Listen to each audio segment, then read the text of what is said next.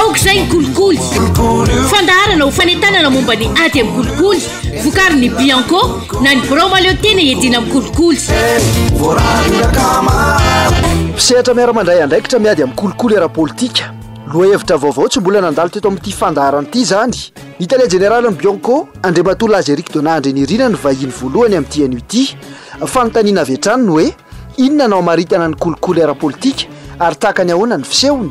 izy io de kolikoly ataony mpanao politika na olona nomena fahefana ambony na voafidy io na voatendry avy amin'ny alalan'ny fampiasana ny fahefana izay nomena azy ka isitonany na isitrany ireo le atao hoe tombontsoa manokana na amin'ny fomba mivantana zany na amin'ny fomba ankolaka avolenta aloha le kolikoly ara-politika satria ilay fampiasana ny fahefam-panjakana eto de miseho amin'ny endriny anankiroa mazavatsara ny voalohany de amin'ny alalan'ny fanapahan-kevitra zay tsy erana na tsy azo iodivirana io le tsona hoe décision unilatérale toy ny hoe avy amin'ny hoe lalàna zany ny didim-panjakana na didy fanapahana izay tsy maintsy ampiarina ka mety anomezana fotoana ara-bola orinasa tsy miankina le tsona hoe subvention na aide financière na hoe exonération fiscale na douanière zany ny faharoa de amin'ny alalan'ny fifanarahana na le contrat na hoe convention zany ohatra lehibe amin'izany tsenam-bary-panjakana ifaneken'ny tompona ndraiky mpanjakana amin'ny orinasa tsy miankina zay anao an'le asa ny mampiavaka ny kolikoly ara-politika amin'ny endrika kolikoly hafa de ny faharetany noho ny hoe fifamaliana na famaliana setiny tsakato eo amin'ny fanomezana tombontsoa misy eo amin'ny rotota raha atao amin'ny teny frantsay de hoe le pacte de corruption politique dure en raison de la réciprocité de l'attribution d'avantages illicites zany hoe misy tsimbalivalo zany eo amin'ny kolikoly politika sy ny eo amin'ny fandraharana tsy miankina ka mety mampaharitra azy indrindra moa raha sarotsaronana amin'ilay atsona hoe 3P le izy na le hoe partenariat public privé aok'izay ny kolikoly inona tompoko ny fandraisany ty kolikoly ara-politika ity sy ny fandrarana raha toe-karena tsy miankina tena mifandray ny kolikoly politika sy ny sehampirina tsy miankina izay mentehitra amin'ny famondrana ny fanaovana ny asa-panjakana tetezina mampitoy ny kolikoly politika sy ny separina tsy miankina zany ary mety maparitra n'le kolikoly politika zany le tsy kombakomba maharitra ifanaovany rotota ka miafara amin'ny fanaovana mpimamba ny volam-panjakana amin'ny alalan'ny tsy fandoava-ketra na ny aba ohatra amin'ny alalan'ny fisitrahana fanampiana ara-bola tsy ara-drariny na le subvention zany na ny fanaovana mpimamba ihany koa ny otrikaream-pirenena tahaka ny arenakibony tany sy ny jono sy ny ala raha ataoko sarisary zany de toy izao le mety hoe fitrangana faribolana tena hoe mikatiny izy io zany ohatra hoe boucle zay misy tendrony anankiroa ny manam-pahefana manao lalàna manome tsenam-bary-panjakana orinasa tsy miankina hosetriny zany kosa de manohana ara-bola sy ara-pitaovana le manam-pahefana sy le mpanao politika ny le orinasa zay voalaza teo de toy izay hatrany ary teraka le voalazako teo le hoe la boucle bouclé miady amin'ny kolikoly mavitrika